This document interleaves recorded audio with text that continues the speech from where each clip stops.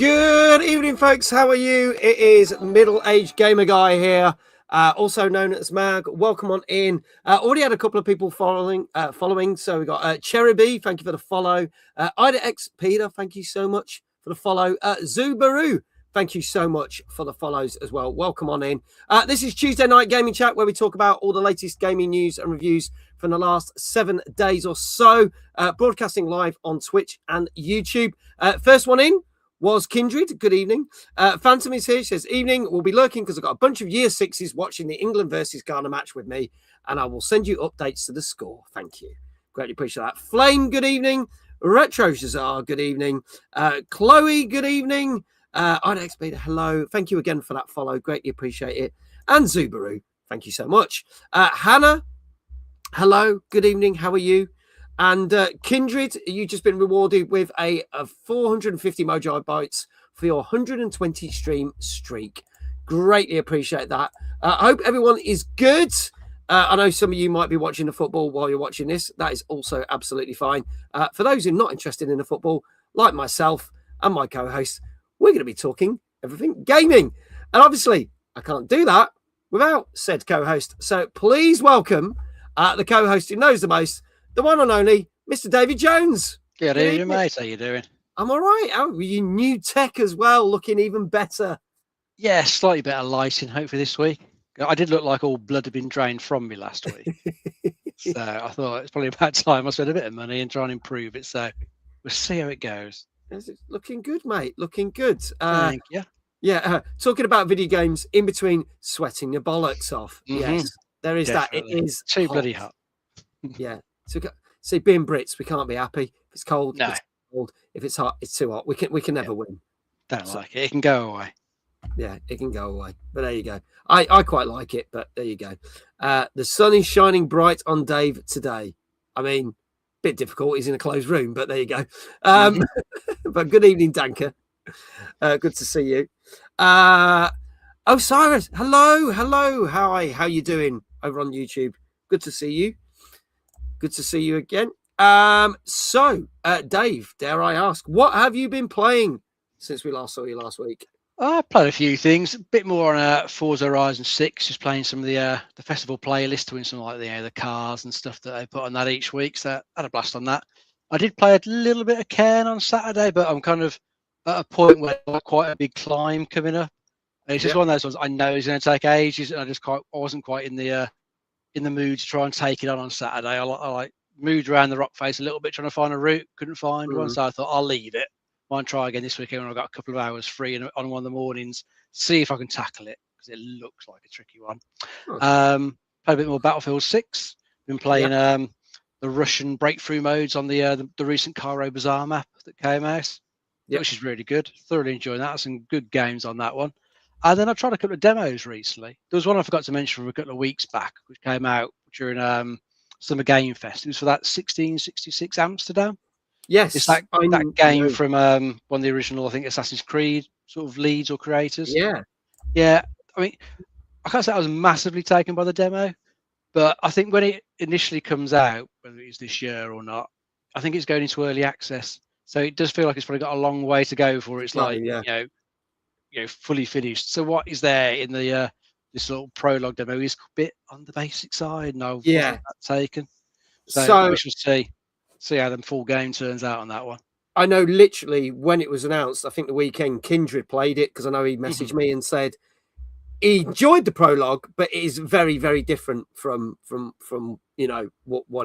what the main game is going to be. I know lots of people said that. It's just a bit of a taster, and it's I think it still feels like the whole thing needs more work. So I'm not going to give a proper opinion on it until the full thing comes out. Well, that's the thing. I'm not really going to. It's just a basic demo, just to whet your appetite. The new thing I tried this weekend, I think came out for Steam Next Fest, was a demo of Valor Mortis, which I hadn't really heard a huge amount of, but I'd read something about it, people raving about the demo, and it's a first-person Souls-like set in the Napoleonic War. So you're one of like Napoleon soldiers who's been killed and comes back from the dead, and you have to take on lots of strange like enemies and creatures like you do in the usual Souls-like, but from a first-person perspective for a change. And that seemed pretty good, actually. Quite enjoyed that. So I might keep my eyes on that one.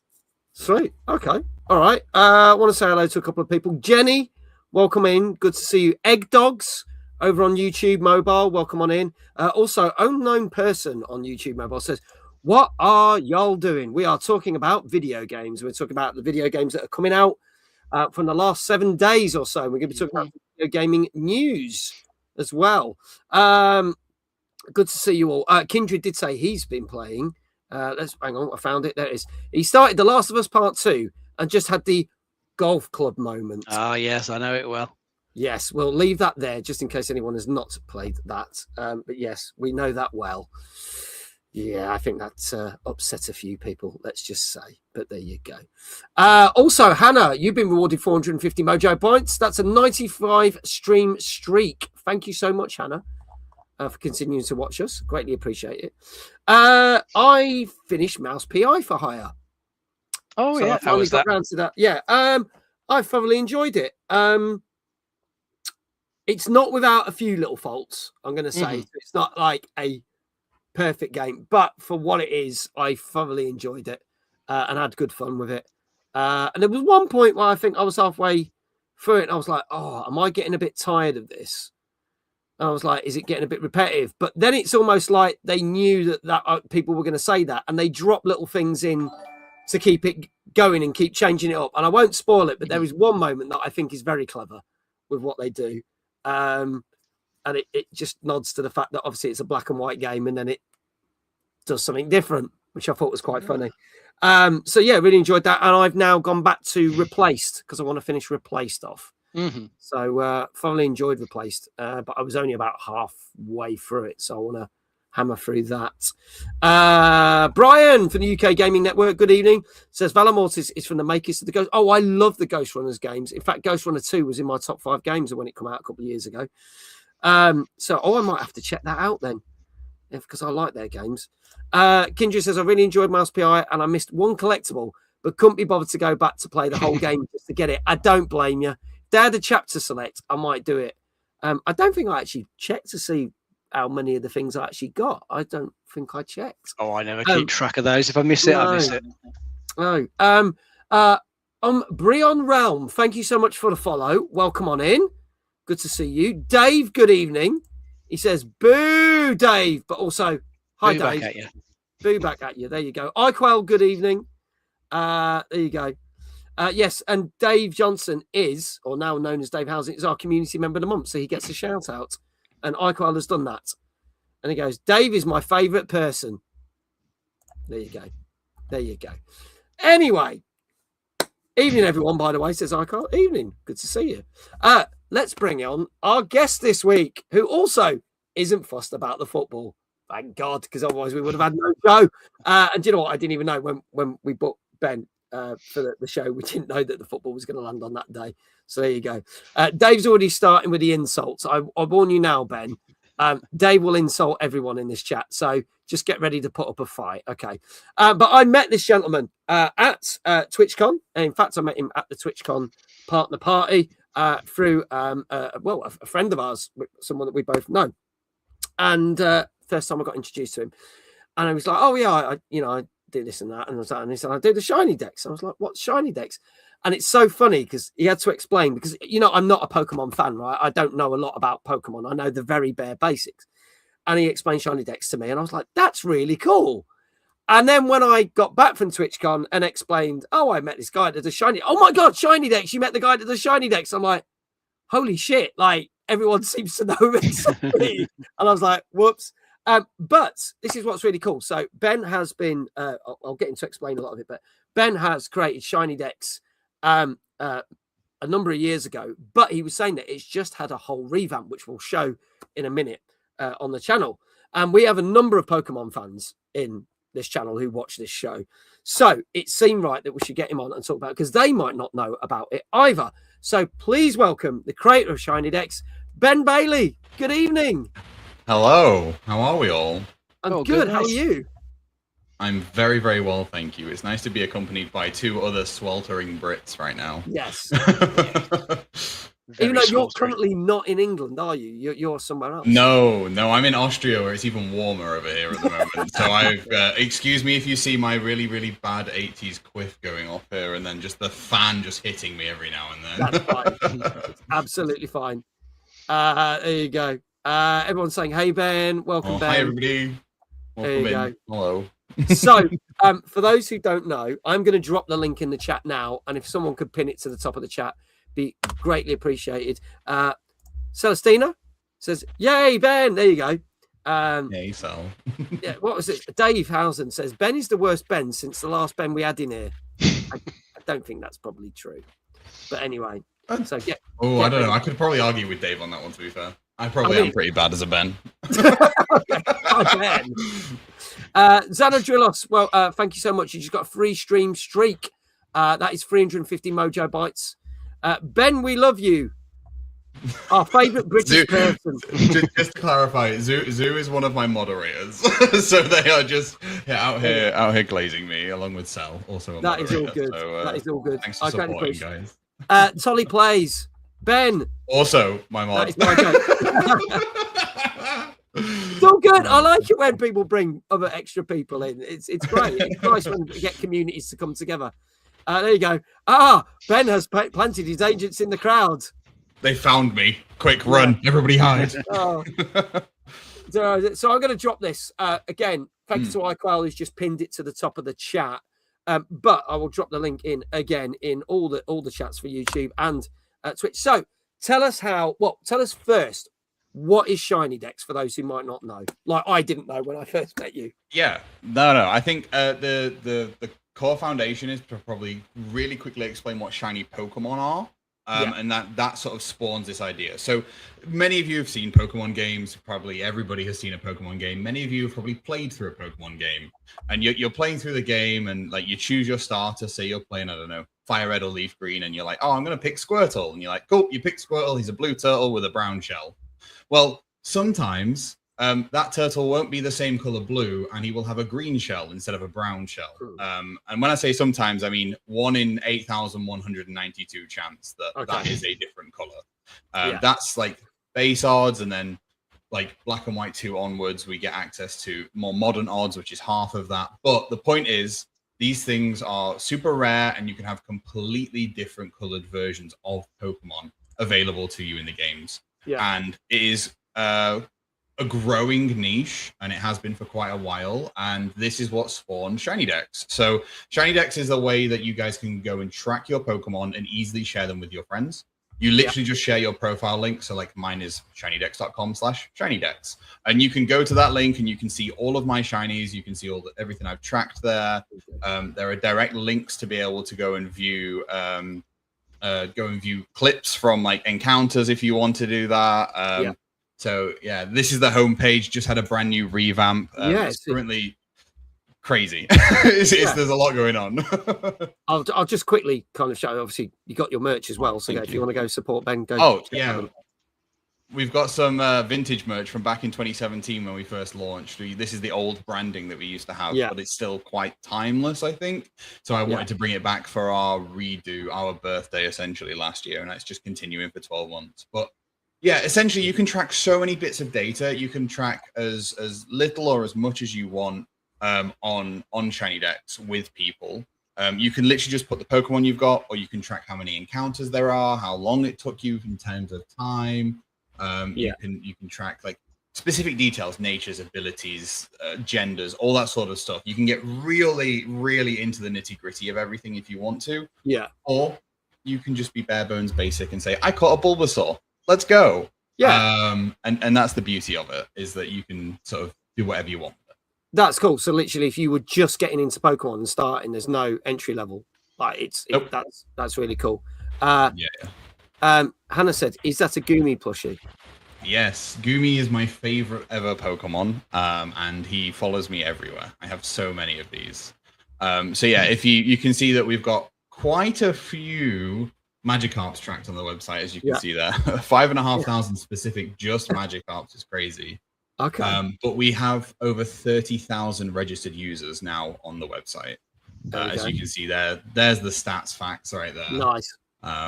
And just coming up, hopefully by the end of the year, we'll hit 1 million tracked Pokemon on the website. Oh, sweet. Which will be Okay. insane.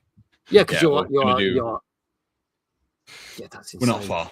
Considering, so I did a brand. So this started in 2017. Yeah. As an initial community project, a friend of mine wanted to track their like Sun and Moon era ShinyDex. And I said, let's build it. And then we said, let's build it for the public so that they can track their own Sun and Moon decks. And then it was like, well, why stop there? So I kind of took the project with one of my friends, and we sort of pursued it a little bit. And then life happened as life does, and I kind of just left it alone from 2018 to just sort of tick along. Kept up with like the basic updates for new Pokemon coming out and all that sort of stuff. And then 2024 kicked around, and I was in a position to redesign the entire thing from the ground up. I mean, redesign, new logo, new code base from the ground up, everything. We implemented a hunt tracker so you can track everything on your phone or on the computer, and a bunch of stuff. It's like the ultimate hunting tool now. And in the past 16 months, we've had over 500,000 Pokemon added to the website as people have joined it and added their collections and stuff. So it's kind of crazy. This community is huge. I know the Pokemon community is huge, but just for the ShinyDex, this is insane. Yeah. I will probably never fully understand how amazing that is. Like, I get the concept of it and everything, but not being a Pokemon fan, I'll probably like. But I know there's people in the chat now who are probably going, "That's incredible," and I know that they're saying that. In fact, even Jenny Sparkles did say that's incredible. She did say that. There you go. And Hannah's just said, "I need this." Well, I'm going to. It's free to sign up. It's absolutely free. There's the link if you need it, folks. I've just dished it out. So, Dave, behave. It's incredible how slow it's going. Josh, well, I mean, it is warm, so you know, I'll give you that. We probably all are a bit slow. Yeah, just air it out. Okay. So Solly says, I cannot live without this site and tool now. I am not just saying that as ShinyDex moderator. That's cool. Like an endorsement like that. Yeah. Jesse, good evening. So you said you basically said you wanted to revamp it.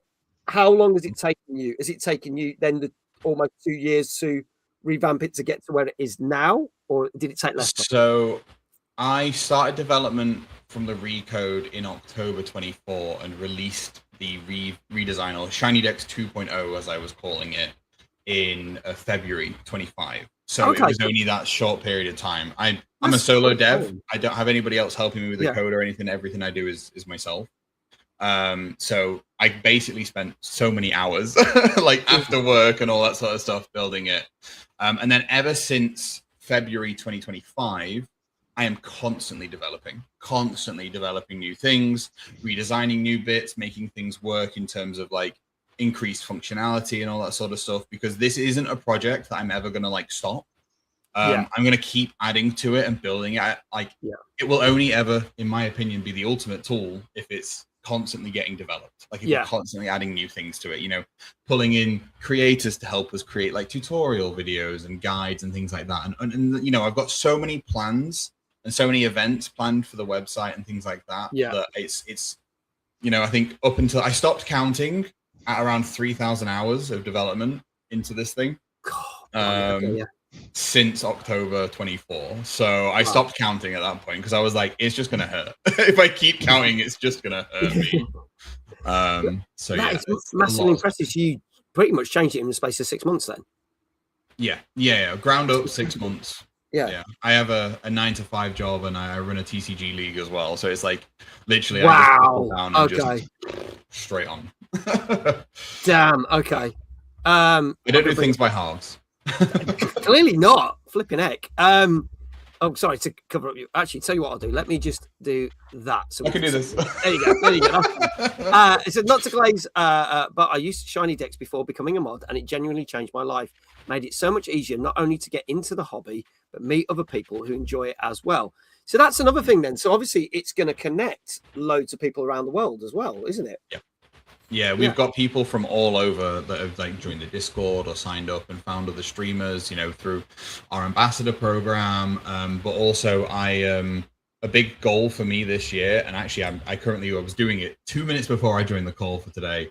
I'm doing a big front page redesign for your personal dexes, so it's going to change how it looks, but it's going to increase in like gameability, but also social connections. So you're going to be able to find other content creators and other people that like similar things and connect to them through like chats and discords and stuff like that. And the whole point is to try and grow this community and grow these people that have a passion, and so they can find somebody that also likes pink gumi or something or whatever, you know. And you can find all those like-minded people. There you go. Hannah's literally just signed up. How cool is that? Hey, welcome nice in. One, Hannah. Rock Muse says, do you need creators to show it? Is there a place for them to apply? Good evening, this is really cool. Yeah. If you jump into the Discord, you can always ask questions and things like that about that sort of stuff in our Discord sections. We currently have like, I don't really have any particular like sponsored segments or anything at the moment. It's something that's like, as I'm developing a lot more of the foundational stuff again, I want to make sure it's all solid before I start being like, hey, can I give you some money for like a 10-minute advert or something? Yeah. But yeah, if you jump in the Discord, you can find out all that information as soon as it comes available. Sweet. And the Discord is available. The links are available on the website and everything's all there for people to... or discord.gg/ShinyDex. There you go. It's all right. Easy link as well. I will drop the link yet again into all the chats there. Thank you. I appreciate it. Pinned to the top of the chat as well.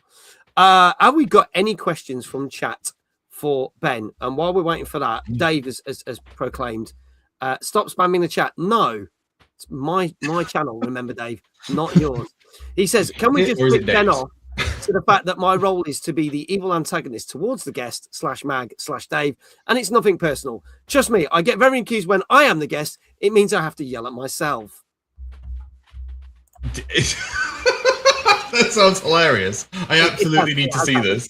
Yeah, it's normally at the Christmas special that happens. So there you go. Okay. Spam a lot. Yes, there you go. There you go. I like that. Jenny says, "Are you okay, David? Have you drunk enough today?" So yes, Dave Housen is probably dehydrated and hallucinating. He's drinking beer. That was not going to help. Brian says it's hard enough running a YouTube channel while working full time. This sounds so much bigger. The man's a hero. It's a lot of work. I also stream 3 times a week on top of all of that, because I want to be able to connect with the community in such a way that they know I'm a human.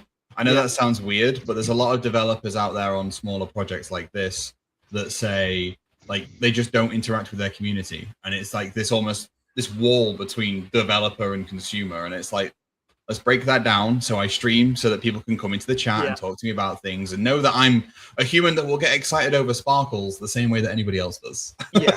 Yeah. I like that. Dave says there's a certain event that brings everyone together. EGX. No, it doesn't, because it doesn't exist anymore.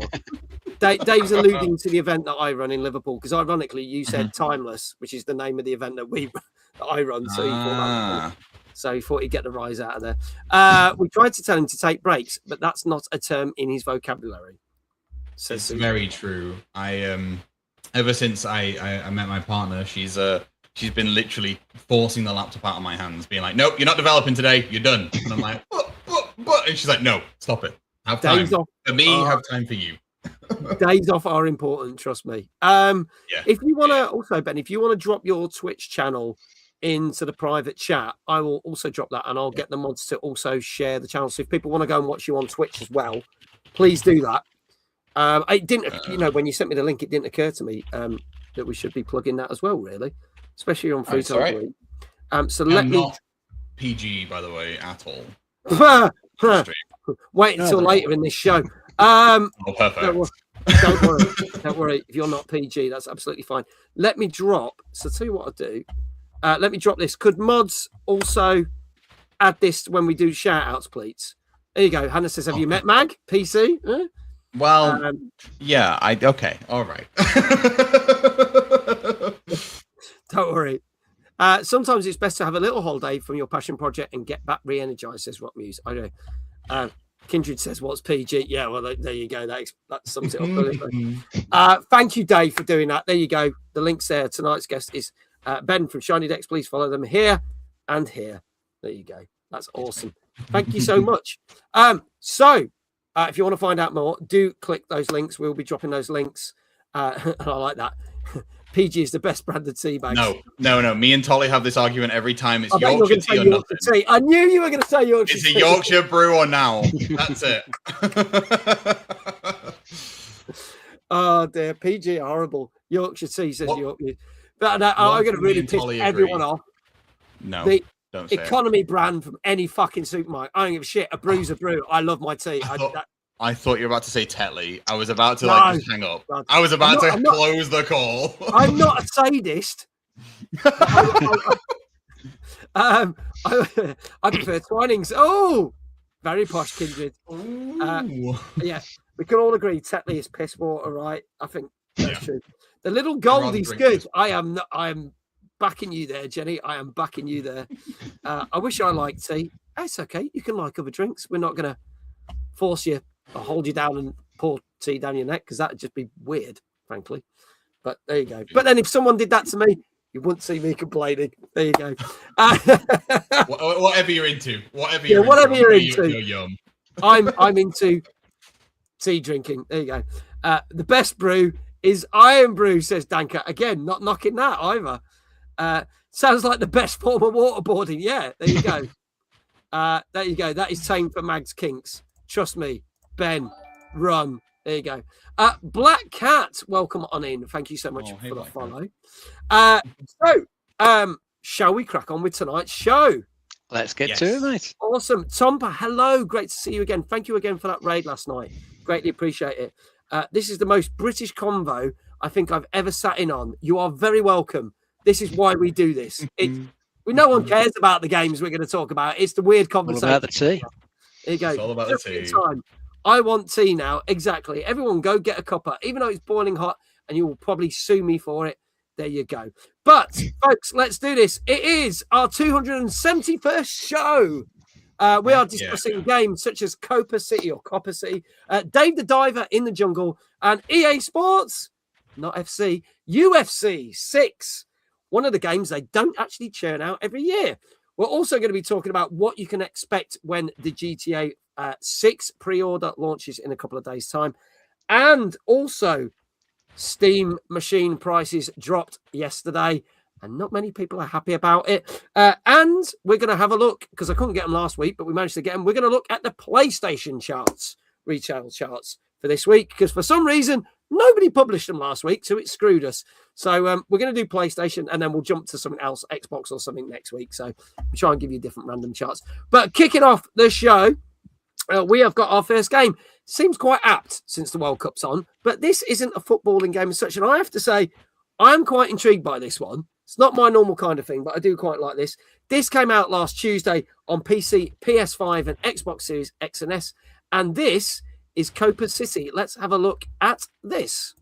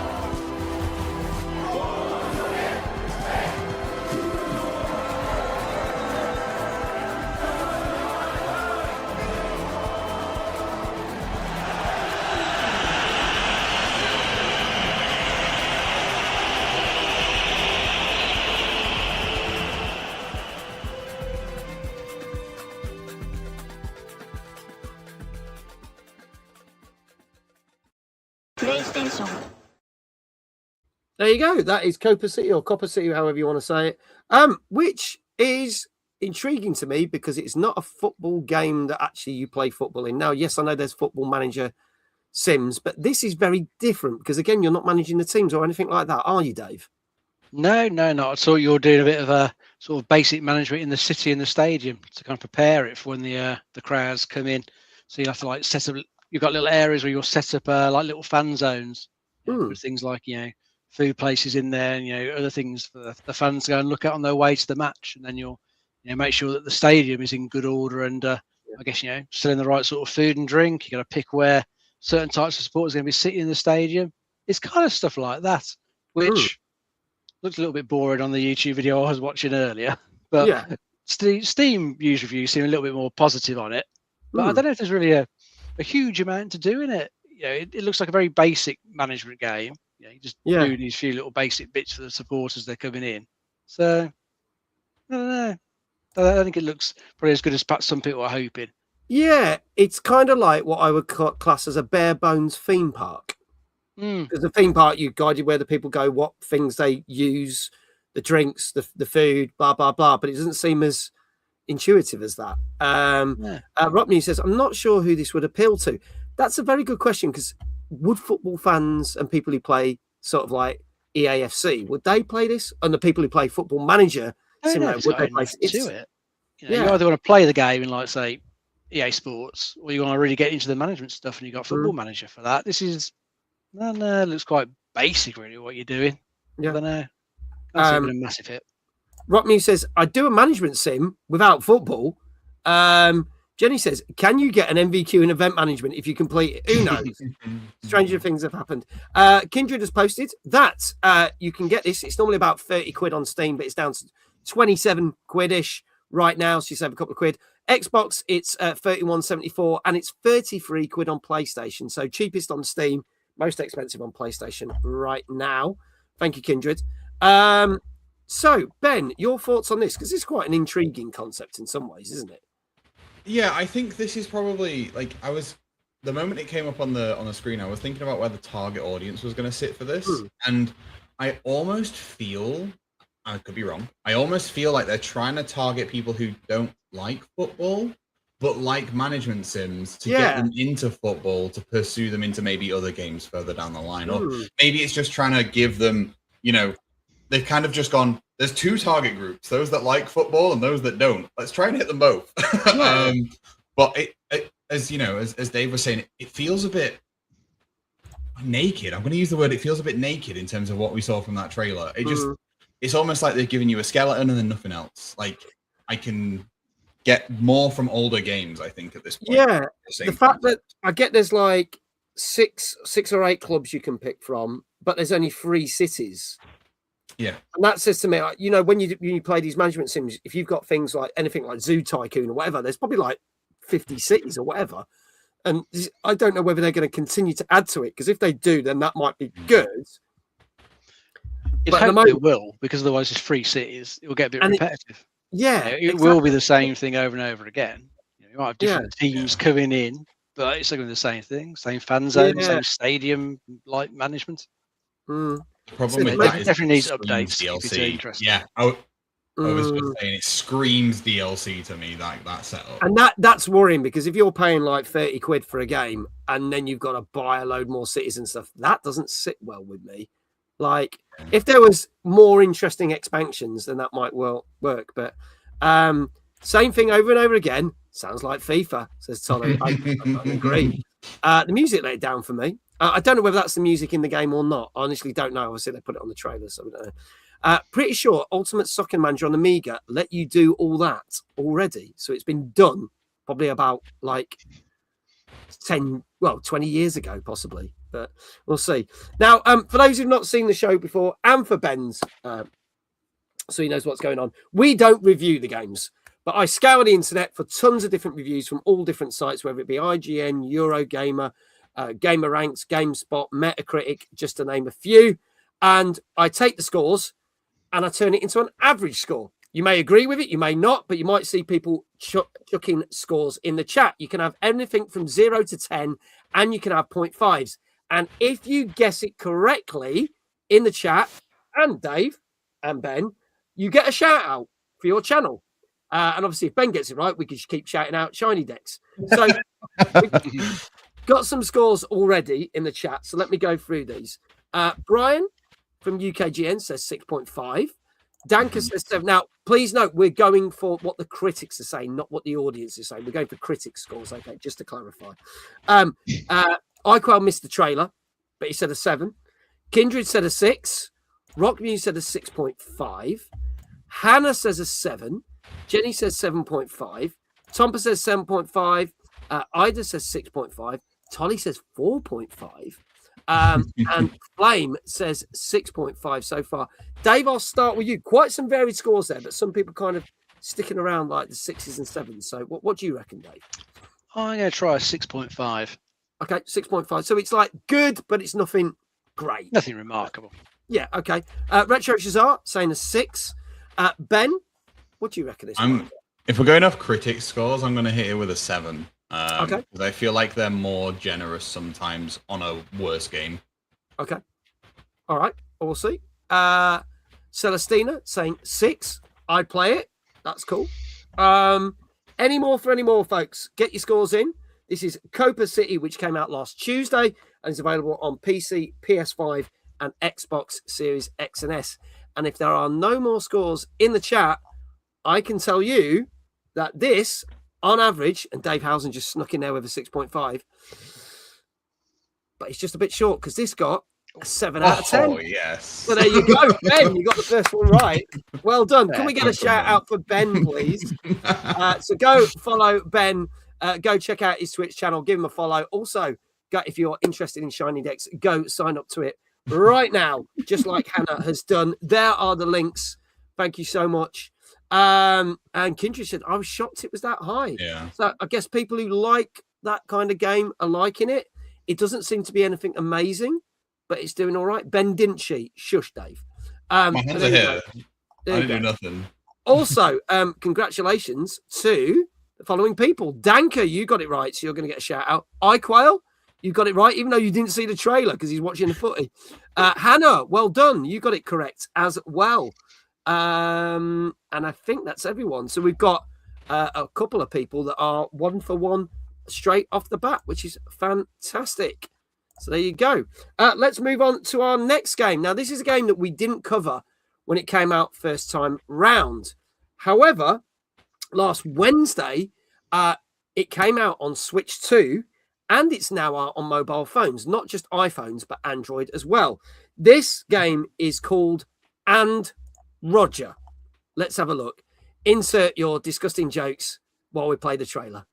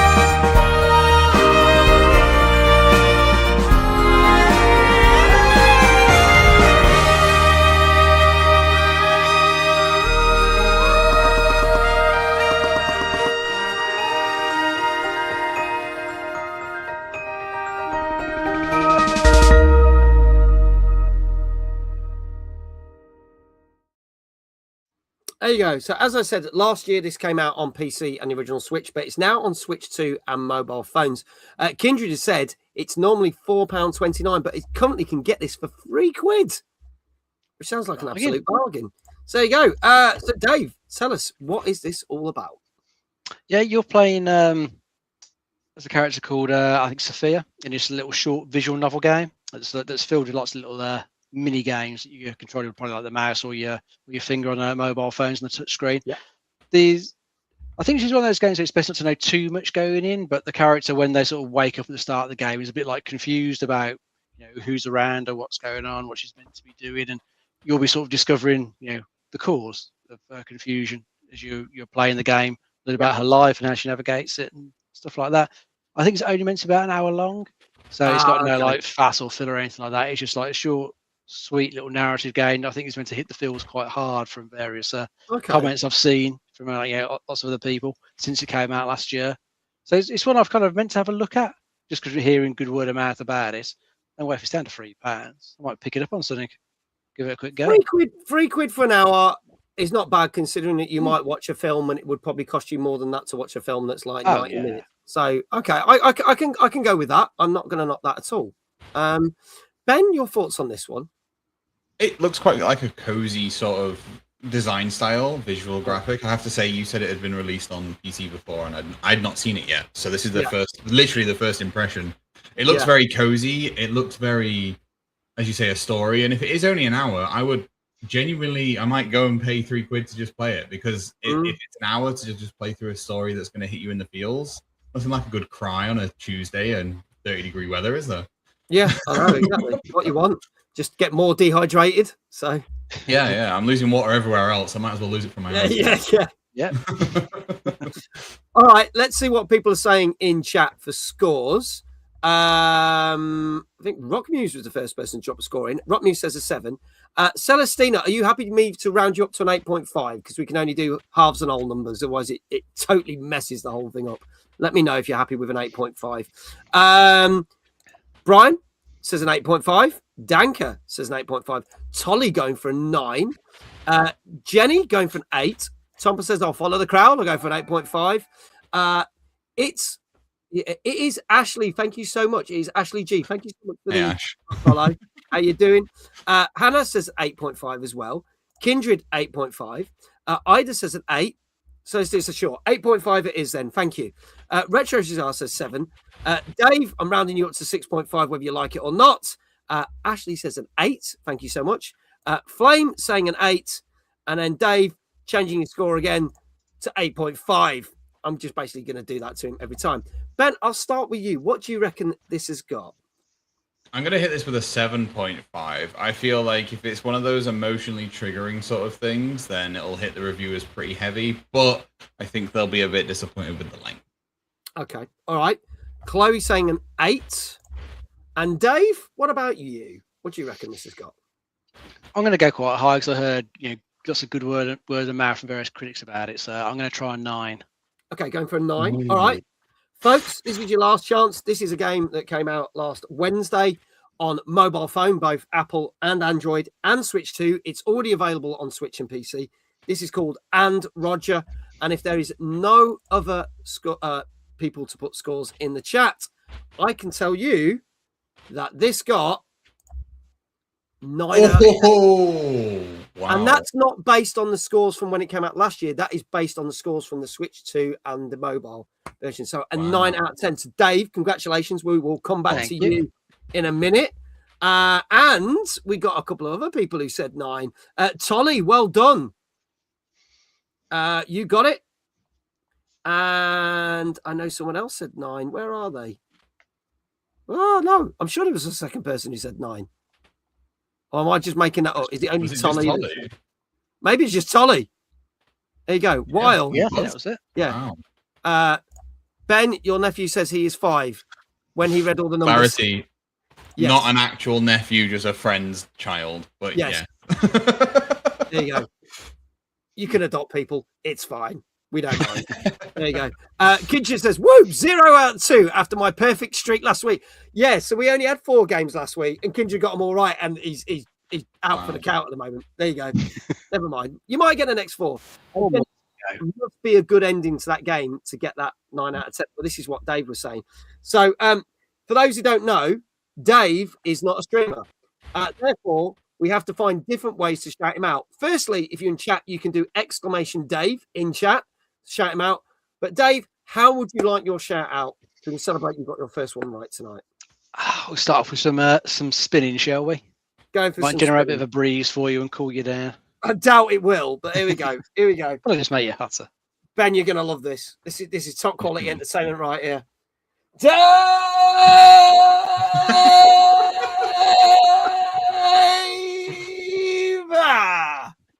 Very nice. Well done. There you go. Thank you. I cannot see a thing right now. So there you go. We're going to move on. I'm expected to press buttons right now, and I'm probably going to press the wrong one. No, did it. There we go. This is where we see sweat now flying across the screen. Yeah. It's like one of those realistic games where the water appears on the camera. Just my sweat. While I get my focus back. Oh, Jenny. Jenny has just gifted a tier 1 sub to our guest. Thanks you so Jenny. much. Thank you so much, Jenny. That is greatly appreciated. Thank you for gifting that tier 1 sub. Thank you. Can we get a shout out for Jenny, please? There you go. Thank you very much. That's awesome. Thank you for supporting the channel as well. Exclamation subpipe if you want to show your appreciation in the chat. So there you go. Oh, yeah. Let's talk a bit of gaming news. Before we start talking about GTA 6, some of you might not know that if you are on older generations of consoles, such as the Xbox One or PS4, you can get GTA 5 for modern day consoles absolutely free as of last Thursday. So if you own the digital copy on Xbox One, or you own the physical copy and digital on PS4, as of June the 18th, you can get a free upgrade to play on PS5 or Xbox Series X and S absolutely free. Now, bearing in mind that if you went to buy it in the store, it still costs roughly between 30 and 40 quid, especially if there's not a sale on. So for anyone who's still on PS4 and Xbox One, you can get a free upgrade now. Do it, because they are literally adding a new heist and everything in, because they're building stuff up until the release of GTA 6. So save yourself 40 quid if you want to do it, and go and get it. We now have a hype train starting, folks. Awesome. I've got to do the old thing. Here we go. Hype train. Choo choo, everyone. I'll do it as well. Choo There you choo. go. We are currently at 31% hype train. If you want to get some fantastic emotes, I've also been told Twitch has now launched the special golden emotes that are very limited, may or may not appear. So if you fancy your luck, try and get that hype train into level 2. You never know, you might get yourself a limited time golden emote. So we'll see. Now, I think that went live last night. So there you go. Thank you so much, Jenny, for kicking that off for us. Folks, get yourself a bargain if you're ready for GTA 6 and you've not upgraded. Now's the time to do it, because it's absolutely free. This is not a paid sponsored thing. It's just something I stumbled on. Didn't even know that this was a thing. And I know there's still people out there on PS4 and Xbox One who are a bit like, oh, God, do I have to buy it again? Well, now you don't. So they go and check it out. Moving on to our next game, because unless any of you guys want to comment on that, I don't think there's really anything to say on it. Bugger all to say. Yeah, Move along. Yeah, not Move really. along. Free game. Go get it if you haven't got it. There you go. There you go. Moving on to our next game. So, the very much beloved Dave the Diver now has a new edition. This came out on Thursday on PC, PS4 and 5, Xbox Series X and S, Switch and Switch 2. And this is Dave the Diver in the Jungle.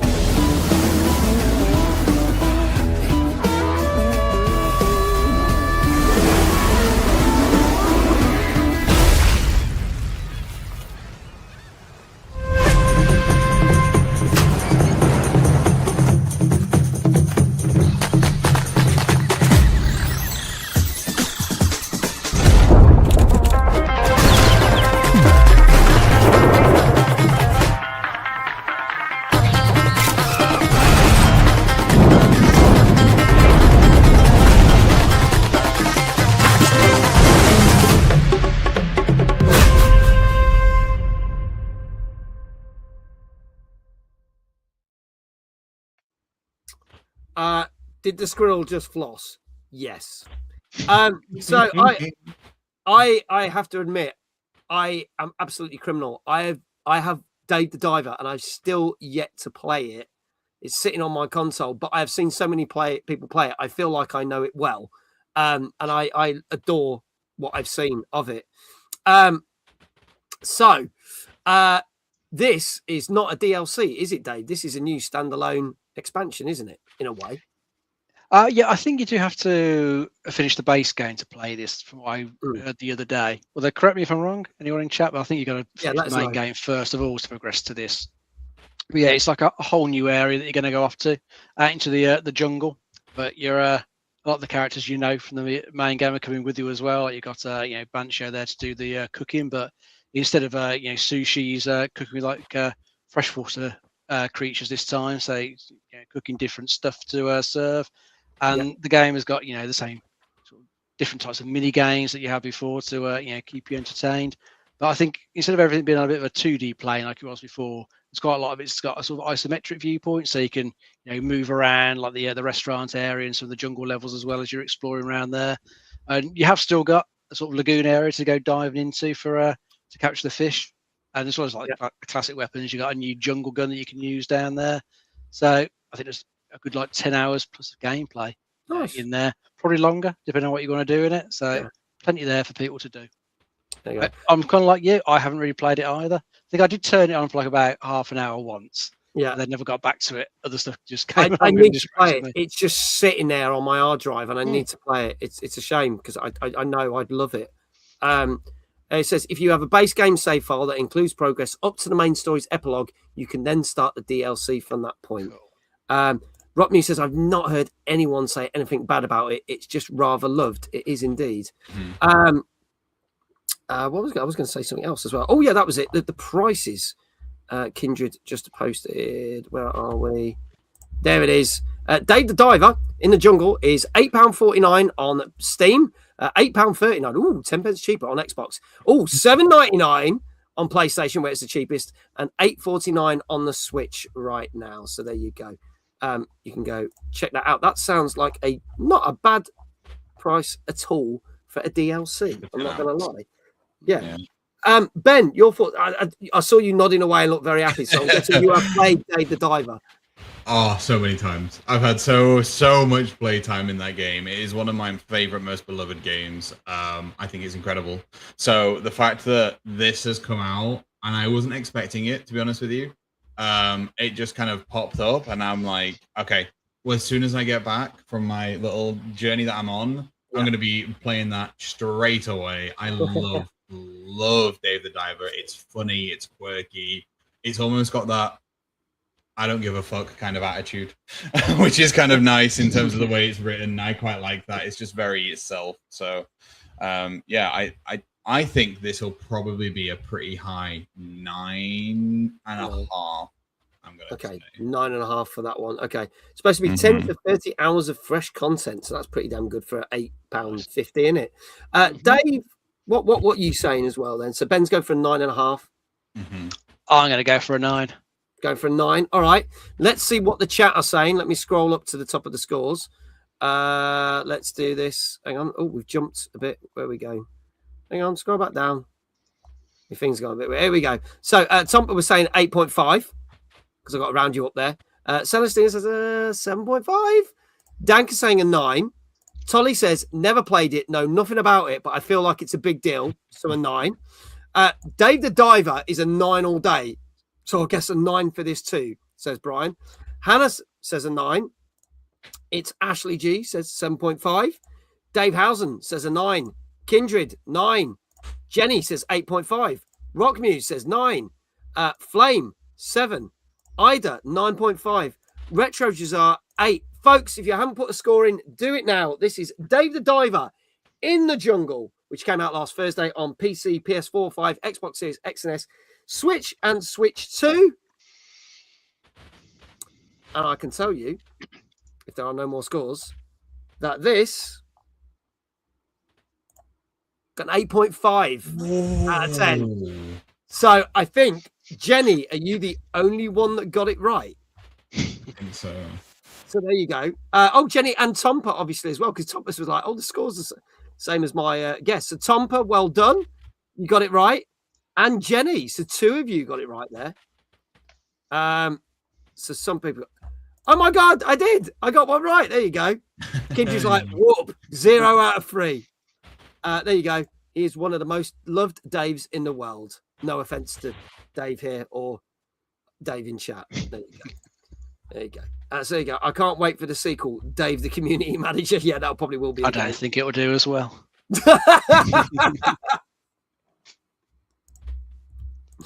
I'm just going to wait for the retorts to come back. He was like, wow, Dave. Couldn't resist. Fuck. Ow. Dave the Bucket Manager. There you go. Dave the Football Manager. Dave the Football Manager. Yeah, that'll be the next one. There you go. Brian says 0 out of 3 successfully, 0.5 out on each so far. Damn, so close, so close. Let's talk about our next game. So obviously we've talked about R-type games, very much beloved, retro game which has been revamped, and we've shown it on this. But this is something a bit different because we're going down the routes of tactics. This came out on Thursday for PS4, 5, Xbox Series X and S, Switch, Switch 2, and PC. And this is titled R-Type Tactics 1 and 2 Cosmos. Let's have a look at this.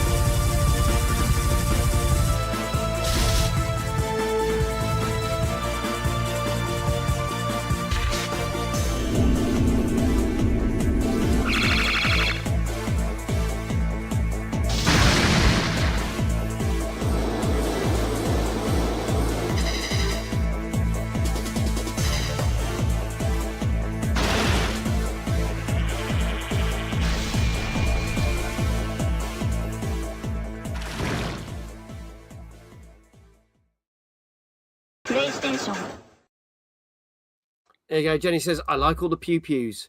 Getting Starbug vibes from the craft, though. Yeah. I love R-Type, but I have no interest in this, says Brian. Yeah, because this is very different. This isn't your typical shooter, is it, Dave? This is something a bit more tactical. Oh, yeah, completely different. I mean, I'm used to R-Type being, the classic shoot-'em-up series that everyone knows, but I wasn't even remotely familiar with these. These were originally out on the PlayStation Portable a number of years ago. Oh, okay. And the second one in the package, because this has got the original 2 games in there, the second one was R-Type Tactics 2 Operation Bitter Chocolate, was only in Japan. Never came to the West before. Oh, okay. It's the first time this one's come over here in this package. And as well as having the 2 original games in there, I believe there's a collection of like additional missions as well. After you finish those games, there's extra stuff as well. So quite a bit there for anyone who's interested in this one. But this one is a turn-based tactics shooter. So you can see in the trailer, you were moving the ships around on a grid and attacking the enemy, and then it will play a little animation showing you what happened. Looks like it could be all right, but it is quite different than what we're used to in the series. I mean, anyone who likes tactics games is going to be right up their street. Anyone who's more fond of the traditional thing, it might not be, but if you like both those types of games, it works. Kindred just posted, it is £42 on Steam, $41.74 on Xbox, $45 on both PlayStation and Switch, so it's more expensive on there. So yeah, it seems a little bit on the pricey side. I'm not going to lie, but then again, what would I know? Oh, but there you go. Rotme's just agreed with me. There you go. Ben, your thoughts on this tactics game? Are you into tactics games, or do you prefer the original? I'll be honest with you. It's not really my sort of place where I want to sit and play games. I feel like that's pretty expensive for what we were seeing in that trailer. I don't mean to. Again, what do I know? I'm not a game dev. I understand there's a lot of time and effort that goes into it, but for me, maybe swap the 4 and the 1 round and I might buy it. But I would probably sit this at around a 6.5 for me. Okay, if I'm honest. All right, going for a 6.5. Let's see what the chat is saying. And if you have just joined us, and you don't know what's going on, have a guess what the critics' scores were. And if you guess correctly, we'll give you a shout out for your channel. So Brian said, no interest in this, but 7.5. Ashley says a solid 8. Celestina says a 7.5. Danka says a 7.5. Tolly says a 6.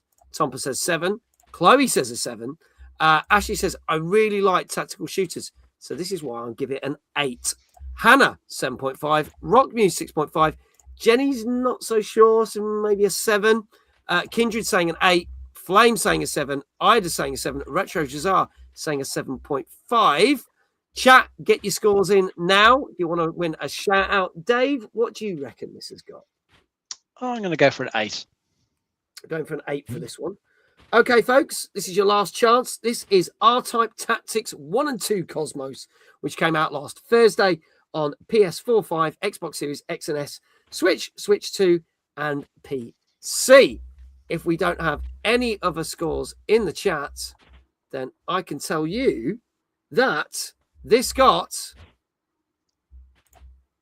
7.5. 7.5 out of 10.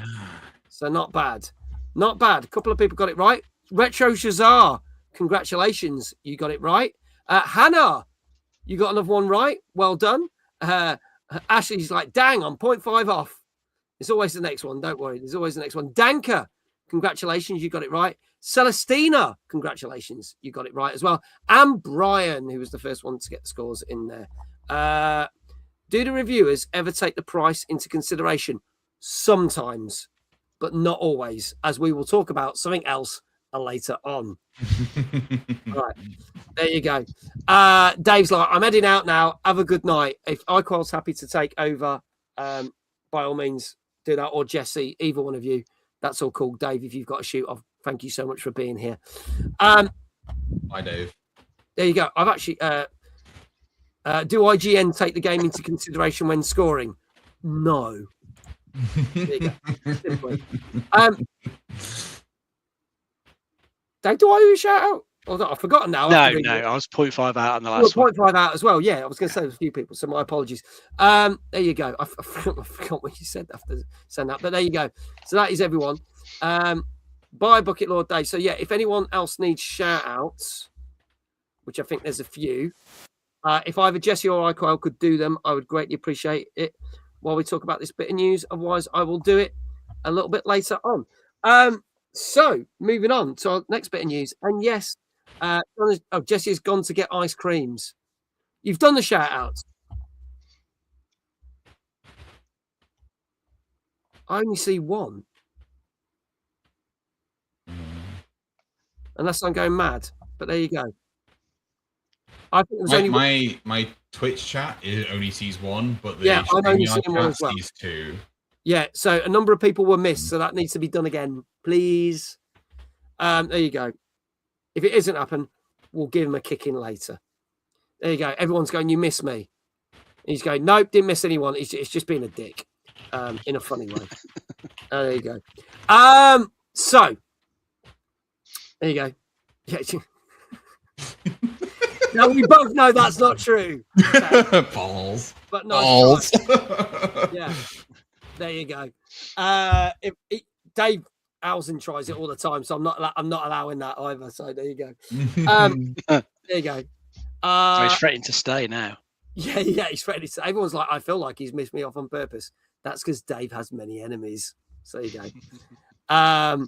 There you go. So let's talk GTA 6, because as well as being able to get a free upgrade with GTA 5, GTA 6 pre-orders go live in 2 days' time.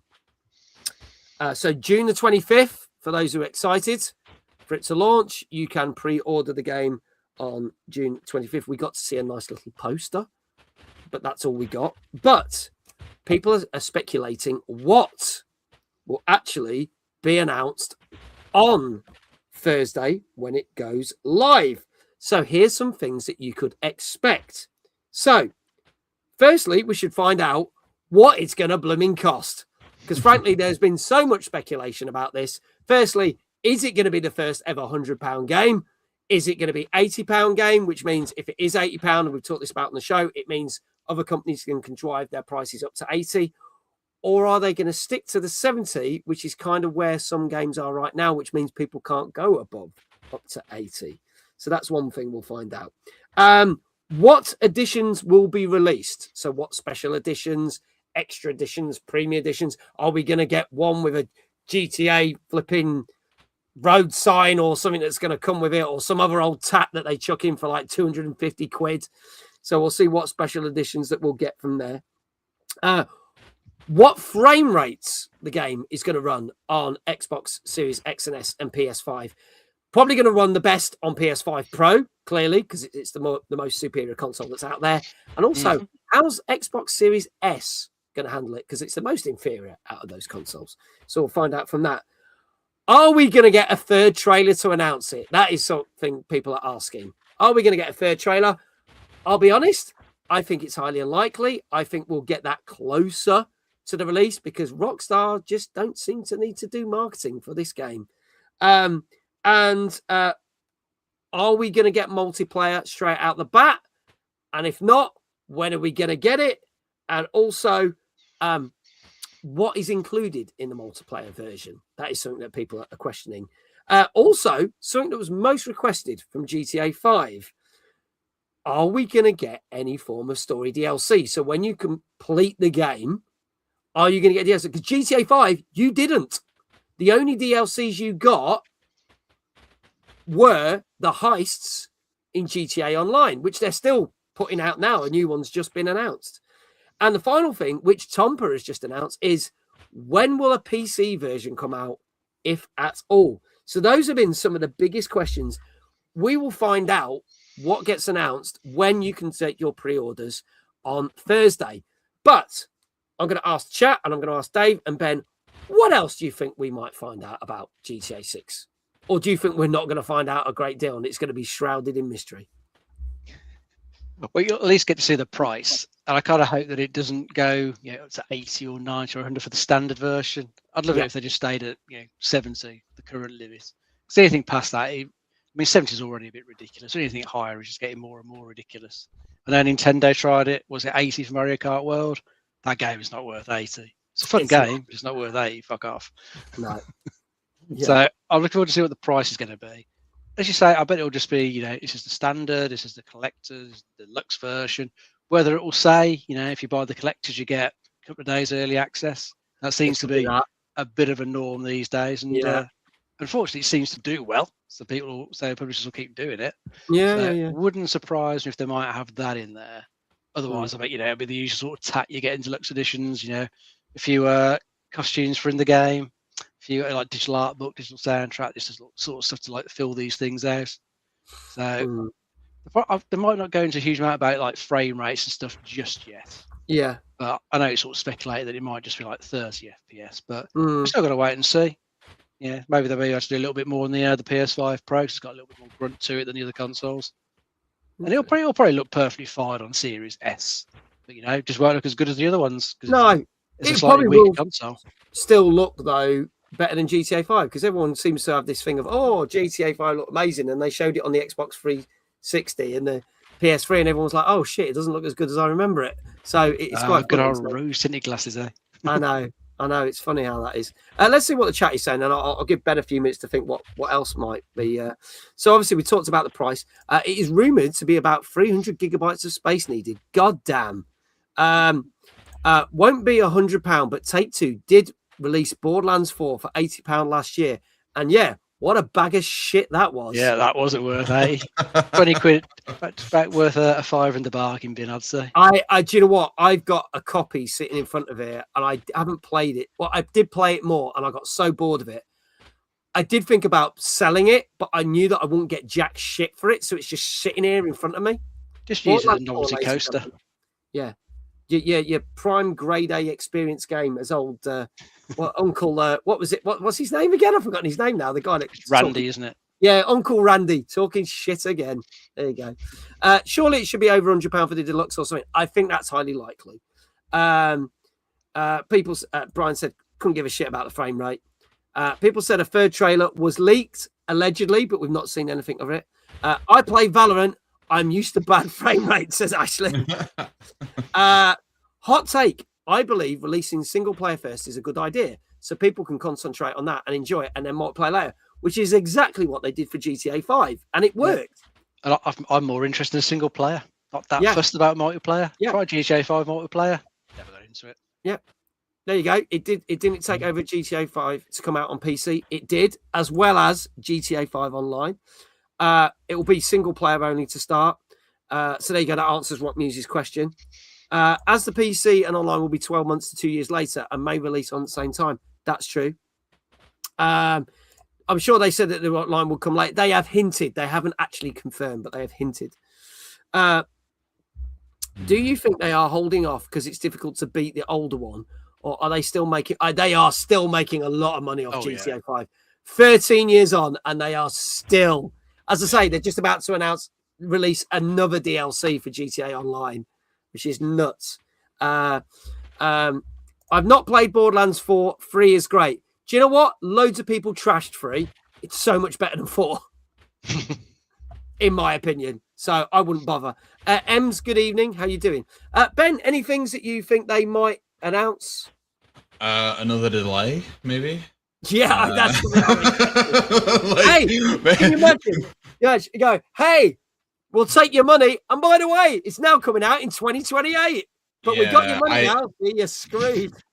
I don't know. It's been 13 years since the last game. You were saying about them not needing to do any marketing. It's because they don't, because people are just getting impatient now waiting for it. Like, I know they're gonna scale for it. Yeah. Yeah. Well, I mean, when you wait 13, it's like if you're waiting 4 hours to go to the toilet. The hype is incredible when you get to the toilet after that 4 hours, isn't it? Like, it's.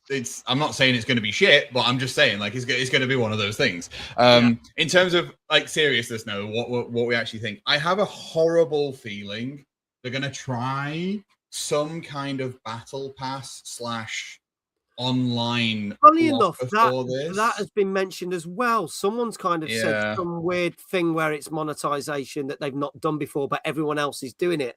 So that's worrying, I think, if they do that. I think there's going to be some kind of, I don't know, you get your standard online multiplayer where you can just like free roam or something, but if you want to take part in certain like monthly heists or this or that or the other, you have to be part of this pass that costs you another £5 to £10 a month, for example, and then all of a sudden it's now, 80 quid for the base game, or I reckon it's 140 for the deluxe edition. I'm saying it now. It's going to have so much tat in it. You're going to be able to dress an entire house. And that's what I'm thinking. Yeah, because they do GTA Online Plus. I think that's what it's called correctly. Forgive me.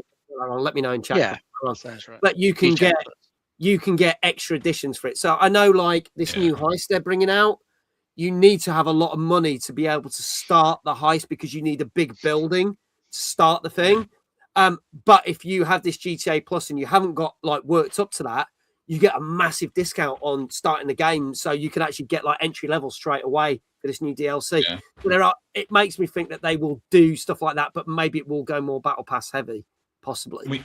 We are in a world of subscriptions now. Like, I mean, like it's just one of the. I mean, I'm guilty of it as well. Don't look at me. But like everything's got these costs and things like that, and games are like, GTA is 13 years old. GTA 5. What have they been doing to make money over those 13 years?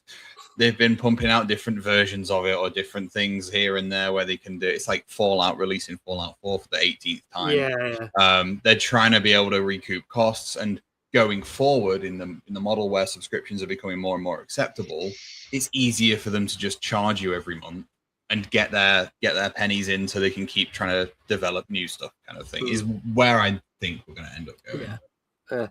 Kindred says, depends what Rockstar and 5M are doing for the big streamers who do the RP, and they may upgrade their current system to allow the RP at the moment, but a mixture of both GTA 5 and 6.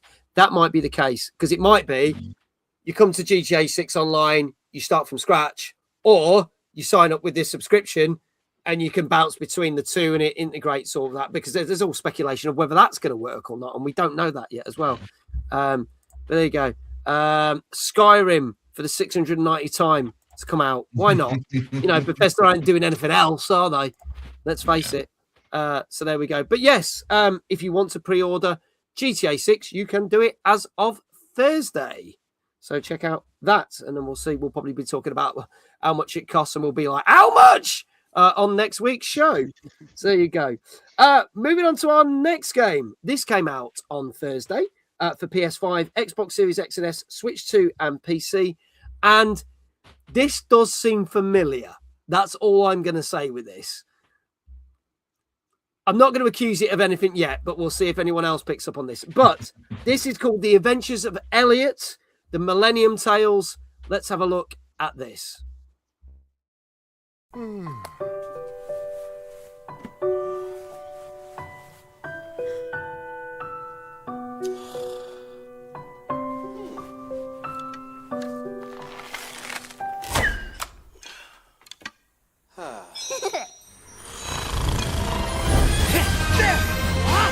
Exploring the unknown. An adventurer's time to shine, yes?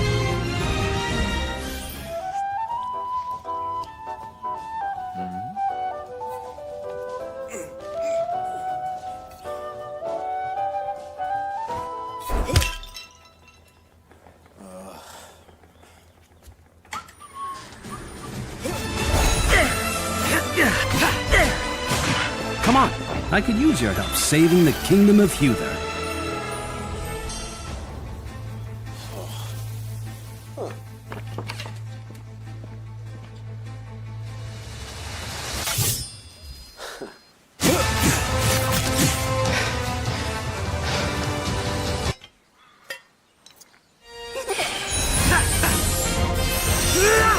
Facing danger is what adventurers do best.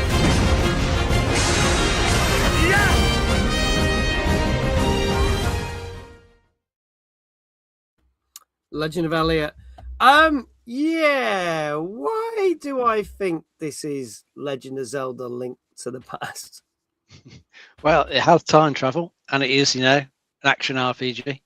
So it's just definitely got some vibes to it, especially some story-wise. But I still think it looks like a pretty decent game. It does. Not one that was really on my radar. I'd heard the title a few times. And, I think it's one of those titles kind of like sticks with you. Just you don't really hear the Elliot used much for a character name, so it's definitely one that stands out. And I think the art style, I really like the 2D HD style they go for. I don't really play many of the games that use it, but I always say they look nice. I think this one still looks, just as good as well. I think it's an art style that just looks gorgeous. And say that this one is an action RPG, but it has got a bit of Zelda, the right way it's structured. This one definitely appeals to me a bit more, so I kind of am tempted to maybe have a look at this one. But I think there is a demo available on all platforms, so I might download that and have a look to see if it's something I like. What one comment I did see on a few Steam reviews was that people were moaning how sort of chatty some of the NPCs are, especially where they sort of talk quite a bit when you get trying to solve a puzzle. They kind of start solving it for you without you even asking them. A bit like we've had in other stuff like God of War. Have you seen that up there? That might help.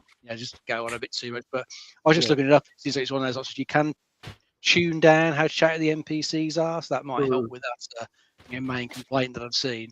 But I think apart from that, it sounds like a pretty decent time travel storyline. You'll travel to I think 4 different ages of the game world that roughly differentiate, so you can tell which time period you're in. And I think it looks quite a cool game, so I'm tempted to have a go at this one. It is 50 quid on Steam, 55 on Xbox, 55 on PlayStation, and 55 on Switch. So I get I've always liked the look of the Octopath Traveler. I played the first one, so I like this. But I know there's mechanics like picking up the pots, cutting the grass with a sword. That is so Legend of Zelda. Definitely Zelda. And I love that game. That's still my favorite Zelda of all time. That one. But yeah, I'm a bit like, 50 quid. But then I think, well, didn't I pay 50 quid for Legend of Zelda on the SNES? I probably did. So maybe actually that's round about the same price. In the grand scheme of video game prices, it's not actually that bad. It's not that bad when you think about it. It seems expensive. I could be comparing it to GTA 6's price on Thursday and thinking, hey, this one looks like a good deal. Yeah, this is a bargain compared to it when we find out it's 250 quid for GTA 6. And that's for the standard edition, people. Ben, your thoughts on this one? I feel like they started developing this when they realized Nintendo aren't really doing that much for Zelda's 40th anniversary this year. The first, obviously, we're now getting the remaster of Ocarina of Time, but it was one of those things of it came on, the blue fairy came on, and I was like, oh no, how close are we getting? But it looks actually pretty good. I'm not gonna lie, I would definitely pick it up. I think, if they want to reach out to me to play it, then they can do. That's fine. I'll take a free key. I think I'd probably spend 50 quid on it myself, to be fair. I kind of like that sort of style. If I can tell the NPCs to shut up as well, we love that. I reckon this is going to probably sit around the 7.5 mark, though. Okay, going for the 7.5, mate. Celestina says, I had the demo from the Switch 1 from a year or two ago. It was neat. So there you go. Let's see what people are saying. So 7.5 from Ben. Brian says, this is the best Link to the Past clone I've ever played. It's a 9. Cool. Hannah, 8.5. Rockmuse, 8. Danker, 8. Tompa, 8. Celestina, 8.5. Jenny, 7. Ems, 8.5. Chloe missed the trailer but says 7 because we always say, if in doubt, go for a safe 7. You never know. Tolly, 8 out of 10. Kindred, 8. Ida, 8.5. Flame, 8. Dave, what say you on this? I'm going to go for an 8. Go for an 8 as well. Retros are coming in with a 7. Any more, folks? Get your scores in. This is The Adventures of Elliot, the Millennium Tales, which came out last Thursday on PS5, Xbox Series X and S, Switch 2, and PC. And Dave says a jellicle 8. Ask Ben. I've been sent a video by Dave. Oh dear God, you will not be able to escape it. Dave had to, right, for context, Dave had to sit and watch the is it the 2022 film Cats? Yeah. Because it's free to watch on YouTube. Because it's that shit, you can watch it for free on YouTube. They actually put it out there because no one liked it. And he had to sit there and watch it with Stuart Ashens, the famous YouTuber and Twitch streamer. And Dave didn't like it much. And now he is haunted by the word jellicle because no one knows what the fuck that means. Curse you, Ashens, indeed. Don't watch the Cats film, Link, he says. I thought he liked it. Yeah. They did a film based on a musical. And just to say it, James Corden's in it. So that's how fucking bad it is. There you go. He loved it. He did not rock music, did not. Jenny, don't. No, don't. There you go. So, if there are no more scores in the chat, after that jellicle moment, there you go. See what I did there? I can tell you that this got 8 out of 10. Ooh. Well done, Dave. That's your Thank second you. one this evening. Well done. Good, sir. There you go. Let's see who else said 8. Well done to all of you. Flame, congratulations. Dave Housen, congratulations. Kindred, Tolly, Tompa, Danker, Rockmuse, all of you got it. Got an 8. So there you go. So yeah, 8 out of 10. I'm not going to lie. I would probably try and play this because I loved that. And if it's giving vibes of Zelda: A Link to the Past, I would give this a try. There you go. I'm more likely to play that than Octopath Traveler 0 or 2, actually, because that's more heavy on the RPG, whereas this has got that kind of Zelda element. So yeah, go for that. Congratulations to everyone who got it right. Dave, your second one right. How would you like your shout out? Let's see if your knees will crack, shall we? Highly likely. Kindred always especially in likes this that week. one, so we can't keep him waiting any longer. There we go. Right. Well, let's see what happens here. Don't forget also, all these people that are getting shouts in chat, please do go follow them. They spend the time to watch this show week in, week out. So please do go follow them and go support them as well as they support us. Right. Here goes. Oh, there you go. Was Knee that his crack. knee? That Yeah. was. That was the right knee this week. And in 3, 2, 1, Dave! Well done. Jesus Christ. My man, go to the doctor. Oh my word. Yeah, his knees don't sound good. Do you know what? The funny thing is, it only does it when I do that. And I don't know why. So I can walk and move in that and it doesn't do it. But that, not good. We had a double knee crack. We did have a double knee crack. That was so loud, they heard it in Tibet. So there you go. That's what happens when you're middle-aged. True. One of the best features of this stream is the crack. There you go. There you go, indeed. Let's move on to some more gaming news. And this came out last night.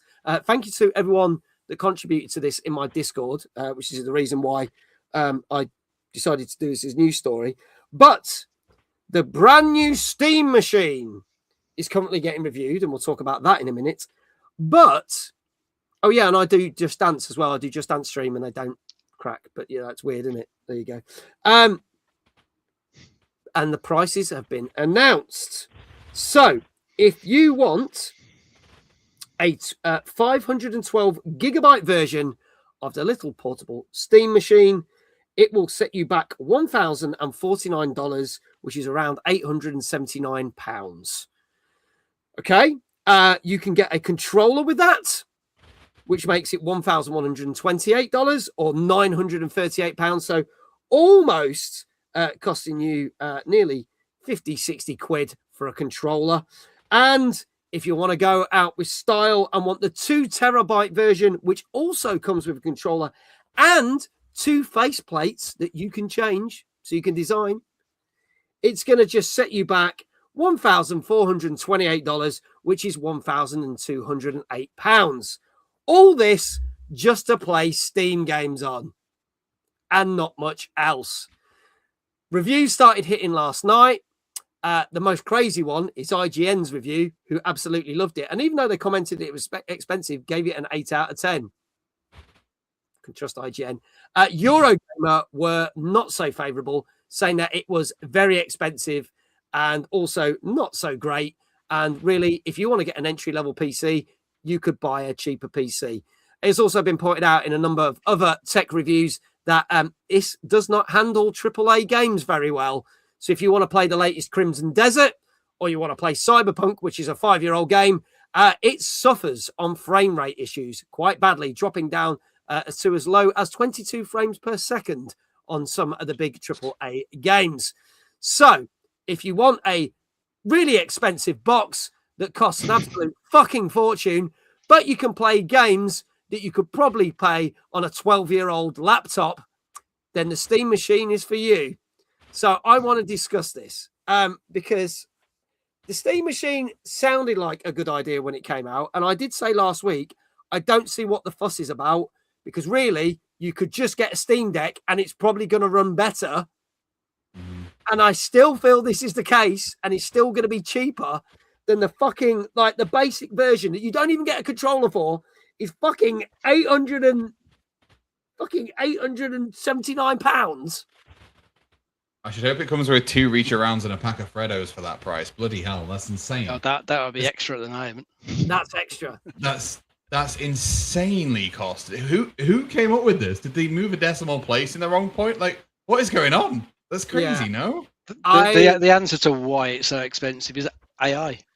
It's all the AI data centers that all the companies like Nvidia, OpenAI, Microsoft want to build. They basically, they're buying up all the storage, all the RAM. So, as a good old economics tells us, supply and demand, supply goes down, prices go up. So Valve, they haven't got like the buying power as much like a big company like Microsoft would. So they can't get any good deals on the components that they need to build this.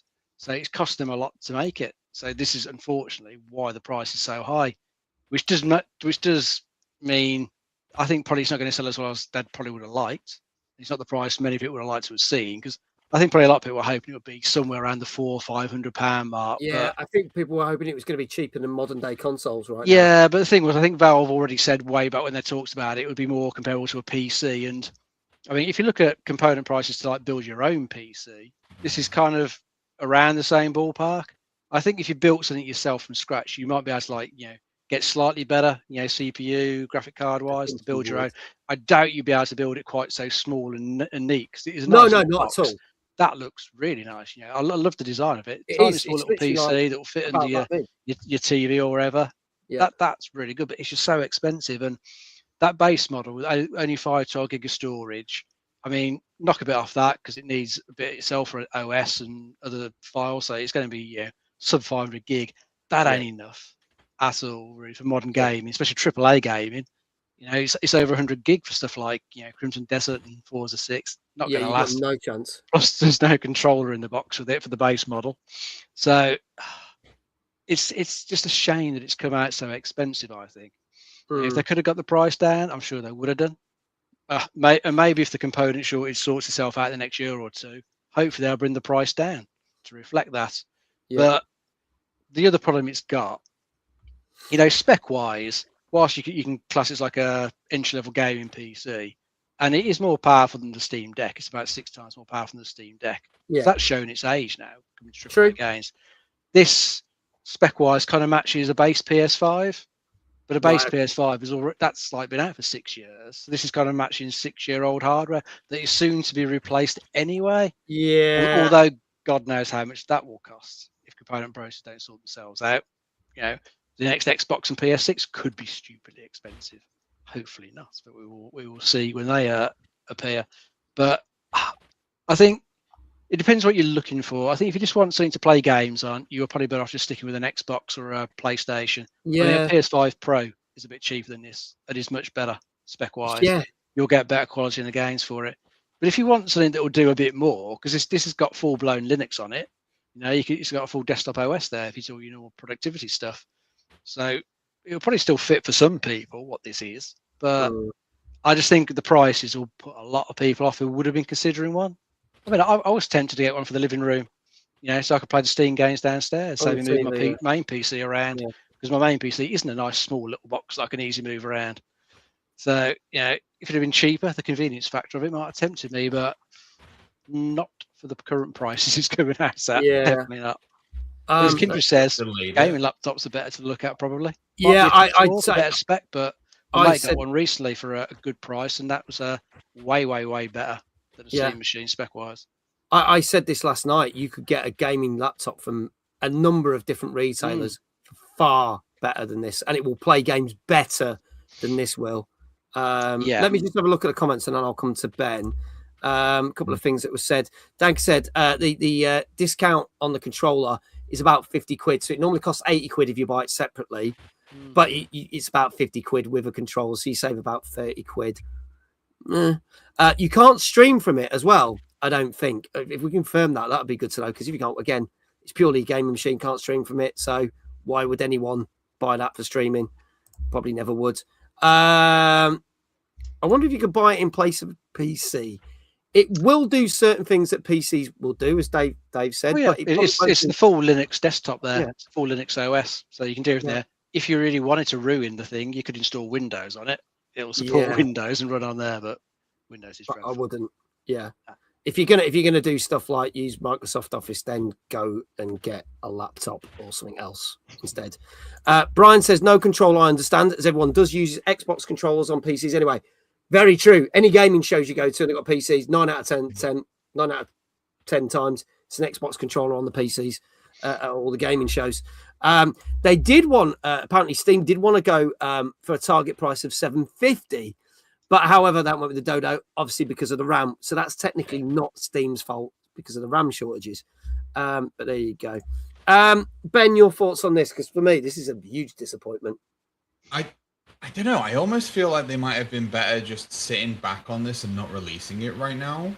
And seeing what the market does with component prices over the next 12 to maybe even 24 months. Because a lot can change in a short amount of time. We know that. We woke up one night and RAM 4x'd. So, we could wake up and it could, deflate by 3x or so. I doubt it. I highly doubt it. But the point is more, are they risking the disappointment of the market by releasing this at such a really high price point compared to other things that just do better? Would they have been better just sitting back on it for a little bit? Or are they like, we need to cut our losses and just get it out now? I don't know. I feel like I've seen a bunch of reviews on YouTube and stuff like that about this, and it's basically just a very expensive box. it's like what it comes down to. It's like, well, yeah. I mean, you were saying about PCs are comparable. I mean, you can get a micro ATX board and case built in for maybe a couple hundred more, and it'll do way more than that would anyway. Like it's never something I'm gonna do. I'm much more of a laptop user. I can whack it in my bag and just go literally anywhere with it. But yeah, I don't think unless if it dropped to maybe the 700 mark, I'd consider it. But outside of that, price performance is just not there. It's just not there at all for me personally. Okay. Tolly says it could be good for streaming if you can hook up Elgato to it. Store all Steam games on there, frees up PC storage, but that is the only advantage I could see to it. Dank says Q4 2028 is a prediction when RAM prices could stabilize. God damn. So we've got a long time to wait yet. Live streaming to platforms. You can use the desktop mode on Steam OS to install software like OBS Studio to broadcast your gameplay directly to platforms like Twitch or YouTube. But then I do wonder, then that is only showing the gameplay.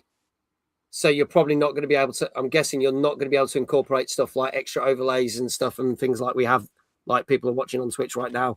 It's going to be very bare bones, like basically what you could just stream off a PS4. You could hear the person's voice because they're on a headset, but you can't see them and you can't do anything else with it. It's just the gameplay, which is bare bones streaming, really. That's for people who literally have just started streaming, if that's the case. Also, if it's going to struggle to run the games at a reasonable FPS, you don't really want to be putting the stress of streaming software on top of that. And then you've got no space for it anyway. It's 512. That's true. Yeah, and Kindred, a bit like the PS4, you won't be able to, unless you had a special PS4 camera, you couldn't have face cam when you stream. I do see why you couldn't attach a camera, because I say if you're in the desktop mode, it's a Linux OS. As long as Linux OS sees the camera, puts a driver on for it. True, but should in theory work, but until someone actually tests it, say for definite. Yeah, I wonder though whether it's going to massive suck the life out of the capability. As Ben was saying, you're going to try and stream a game and that. And you probably have to lower the quality of the game quite a bit to get any sort of good performance. Yeah. You're already having to lower the quality of the games to get good performance in the first place. Stuff. Yeah. Unfortunately, Valve did advertise this has been able to do like 4K 60. Yeah, if you knock the quality down on the games, yes, you probably can. You can't have them looking as good as you can say a PS5 Pro or a decent PC. Yeah, I'm considering running a test stream to test. Like, let us know, Danker. Let us know if whether that could run anything or not. It'd be good to know. Let us know. Either pop it in the Discord or let us know on next week's show. Anyway, so the reviews are out, the prices are out. Our recommendation: I won't bother. Save your money. Save your money. Wait for Xbox Helix or PS6. Yeah, when that comes out for £2,000. Moving on, our final game of tonight. This came out on Friday on PS5 and Xbox Series X and S. And this is a game that isn't annual, like some of the other stuff that EA churn out every year. But the last game in the series did feature in our top 15 games of the year when it last came out quite a few years ago, because it was very, very much well applauded. Will this game do the same? Would it be as well applauded as number 5? This is EA Sports UFC 6. Let's have a look at the trailer for our final game tonight.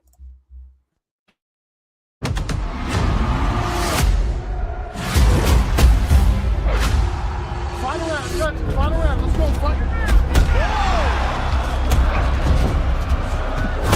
That kick from McGregor.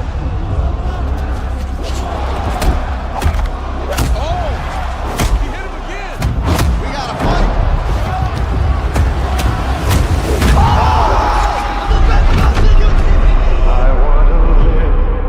So you want to be a fighter?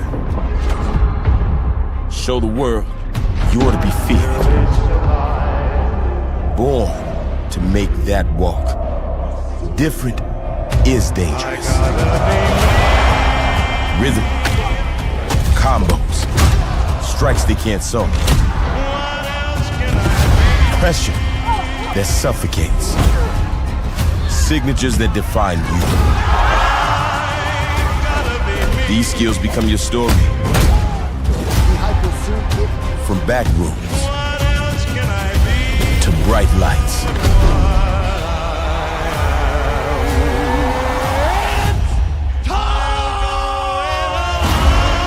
The octagon is where you write yours.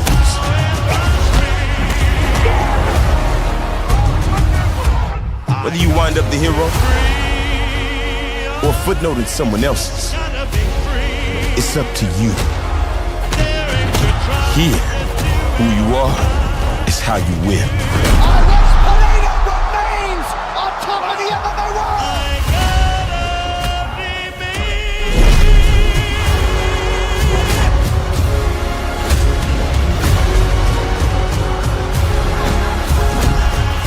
It's time you make things personal. Fight your fight. Gotta be me.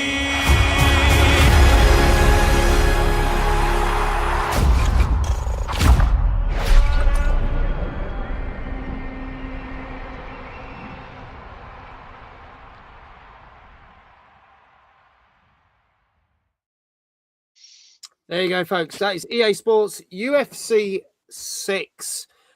This is, as I say, not an annual game, but it's 70 quid on Xbox. But if you've got EA Play, you'll get 7 quid knocked off. So you get about 10% knocked off. And it's also 70 quid on PlayStation. Thank you, Kindred.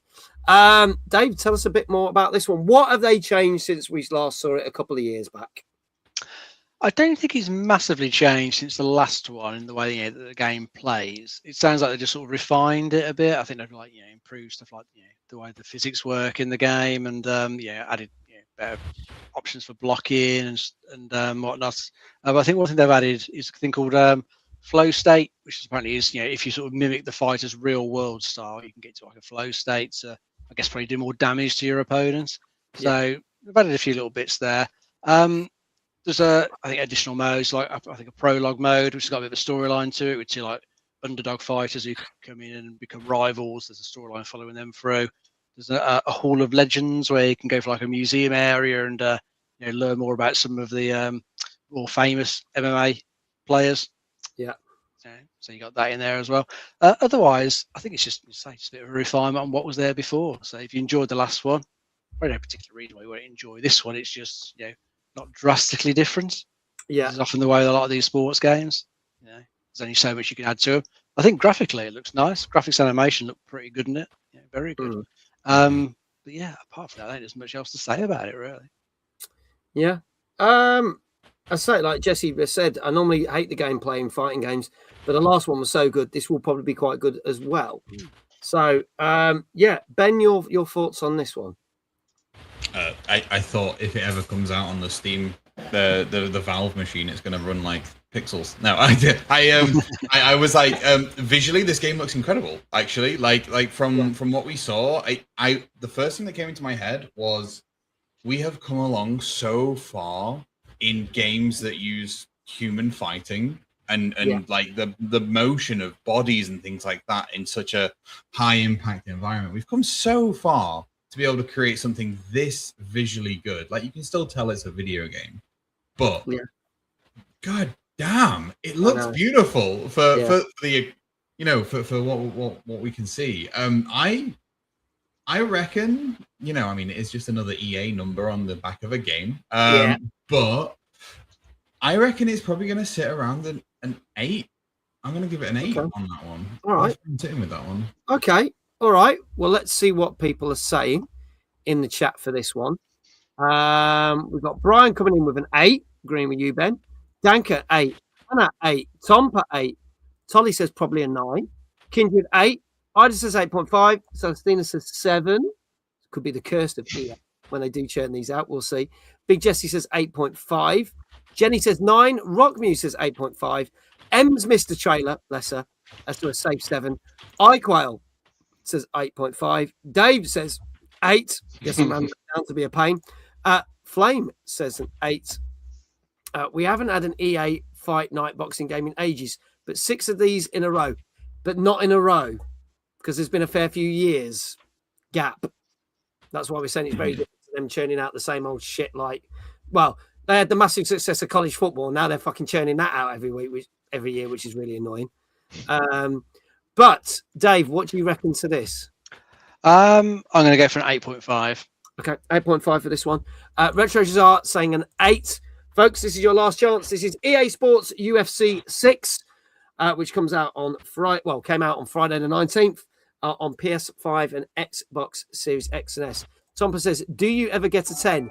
Yes, we have had 10s on this show, but they are very few and far between. There you go.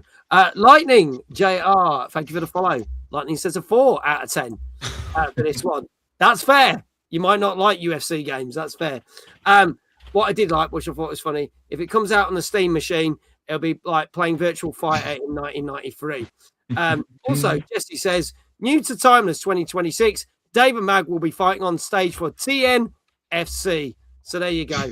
That's now been confirmed. And by the way, I wasn't going to plug this, but we're going to plug this. Folks, we're only about 7 weeks away from Timeless Gaming Convention in Liverpool, a gaming convention that I host and run. If you want to get your tickets, !Timeless. We've got loads of great stuff.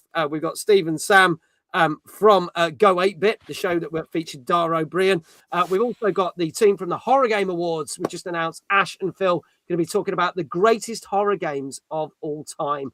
Not only that, we've got an after party with DJs, karaoke, and beer pong. We can also announce for the first time ever, we are going to have our very own Timeless cocktail in the cocktail bar, and there will be a very own special Timeless beer that you can buy this year. And we've got different food options from last year as well. All this and gaming competitions, cosplay competitions, loads of different traders, and a ton of indie games to play. Go get your tickets for Timeless 2026. Link is in the chat there. Did you say karaoke? Yes, we are doing karaoke at the after party in the cocktail bar.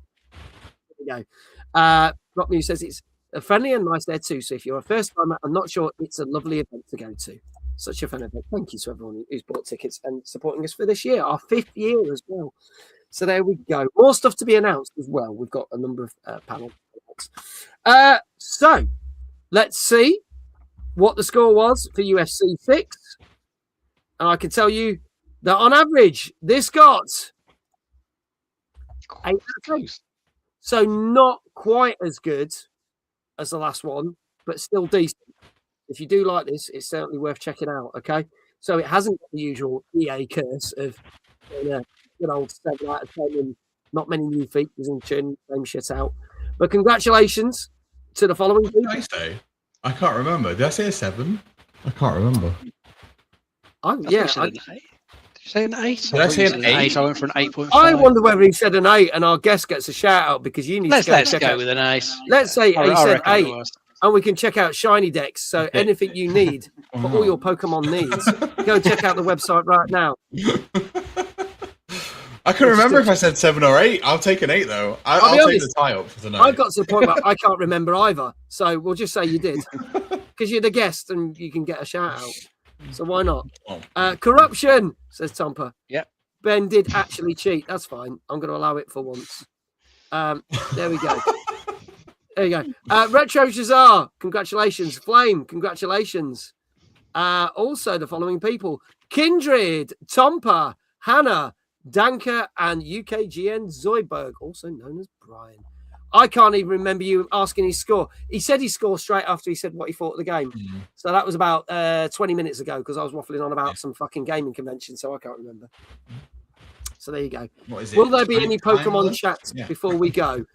We've done most of the Pokemon chat, Ems, but what I'm going to say is Ben Defo said an 8. Thank you, Jesse. If you want to check out ShinyDex at the top of the chat, go click it out. The website has had a massive overhaul.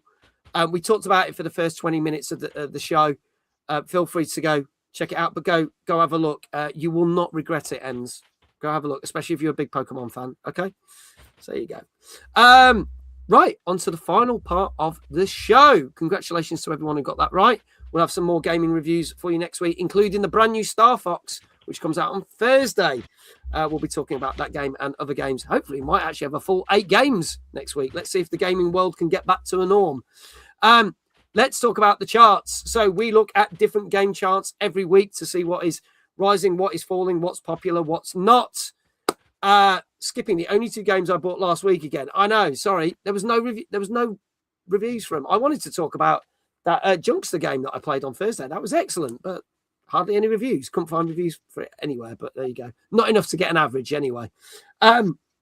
So last week I tried to get PlayStation things, but there were no PlayStation charts for some reason. But I managed to do it this week. So we have got the PlayStation 5 charts as of last night. And let's see what the top 10 is looking like.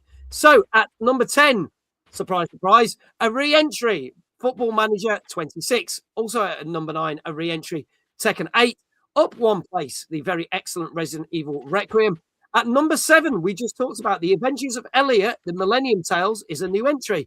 At 6, for the second time this year, it is a re-entry on the PlayStation Store, The Witcher 3 Wild Hunt. Cyberpunk 2077 Ultimate Edition is up 2 places. Unfortunately, down 2 places this week is Lego Batman Legacy of the Dark Knight. Going nowhere at number 3 is EA Sports FC 26. And a new entry at number 2 is EA Sports UFC 6, which we just talked about. And for the third week on a row for the PlayStation chart, 007 First Light is a non-mover. I can also confirm that UFC 6 and The Adventures of Elliot entered the overall retail chart this week. And 007 knocked EA FC back off the top spot, and he's back at number 1 for the whole of the retail charts for everything. So go on, 007, which is now looking to be the second highest selling game of this year, not beating Resident Evil Requiem just yet. Any surprises there? Any sort of things where people are like, oh, why is that there? What are we talking about for PlayStation? Why is Lego Batman not number 1? I'm sorry. Yeah, Lego games are so good. It was in the overall retail charts for 1 week, but then unfortunately 007 knocks it off. But last week it was at number 3, but that's been like second and first normally. They've been fighting slots on overall retail, but for PlayStation, it's not done as well, but still doing good. It's nice to see Lego games getting some consistent recognition. I think, like, I love those things. Obviously, I grew up on like Lego Star Wars and stuff like that, like classics. But then you've got, obviously, I mean, I couldn't care about the football games. I reckon that's back in because of the World Cup going on. The small tournament. I don't know if you know about it. It's this thing where they kick a ball around. Yeah, I've heard about it. And normally England get knocked out at some point and never win anything. Not since the 60s. Yeah. There we are on penalties. That's usually it, isn't it? Yeah. Yeah. Cyberpunk still being in the chart is crazy to me. Yeah. Like, is it not dead now? Are we not bored of it yet? Apparently not. No, clearly not. So The Witcher 3's popped back up because of the upcoming DLC, whatever that is. I can't remember if it's this year or I think it's next year, isn't it? Yeah, next year we should be getting the DLC for it. But it's interesting it again. It's hyped up quite a few things. Tekken always seems to pop in and out of the charts because Tekken 8 is probably still the best selling of the new fighting games compared to Mortal Kombat 1, which didn't do well, and Street Fighter 6 and that. I know 2XKO's out this year, but Tekken's always seemed to be the more popular one out of all of them. But good to see 2 of the games we talked about this week in the charts, which is always good. So there you go. There you go. Tompa says England are about to finish with a draw, so I'm guessing it's still 0-0. There you go. Only the men are shit at football. Come on, the Lions. There you go. There you go. There you go. I'll probably get arrested for saying that, but never mind. That's it. That's the charts for this week. Yeah, Ben just clocked what I said. Thank you. Yeah, it took me a second. Oh, word. There you go. And you said you were worried that your stream was not. Cut the feed. Cut the feed. There you go. On that bombshell of what I've just said, thank you so much to our wonderful guest, Ben. Go check out ShinyDex. Can we have the links one more time? Jesse says to clarify, Mug does not endorse. I endorse cheering them on. There you go. Hannah says, I got Ghana in my sweepstakes, so I'm safely happy with a draw. Well, that's not doing too bad. Thank you to Ben. Thank you for being our guest. Sorry. It's an absolute pleasure meeting you at TwitchCon, and thank you so much for being involved. And there you go. We are spamming the chat with all your links. Oh, my Lord. So there you go. No, you've got no excuse not to check out ShinyDex or the ShinyDex streams. Do not click the link that Dave's put because it is probably a fucking link to cats. The bastard. There you go. Thank you so much for having me. I appreciate it very much. It's a pleasure. lot of fun. And if you need another Brit back at any point, you let me know because this was I'm sure we will make this happen. We will make this happen at some point. So thank you so much, Ben. for being a great. And Ben has been a great guest. Yes, he has indeed. I like Ben. Wait for it. There's going to be a punchline. Lovely to meet you, Ben. More Pokemon chat needed. Yes, there you go. So I know we've got a lot of Pokemon fans, so I thought this was a great fit for the show.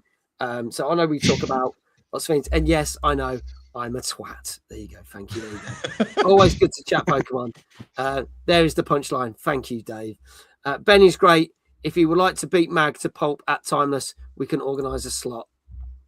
It's whether you're around in August. I'm sure we could sort that out. There you go. I have got the website up. So. Yeah, we will talk about that. We will talk about that. As always, thank you to my co-host that knows the most. Always a pleasure, mate. Thank you, Dave, for being here. We are probably both very excited for the new Star Fox. So we'll get to talk about that next week, plus whatever else. We have a lot more options, actually, thank God. So it should be all right.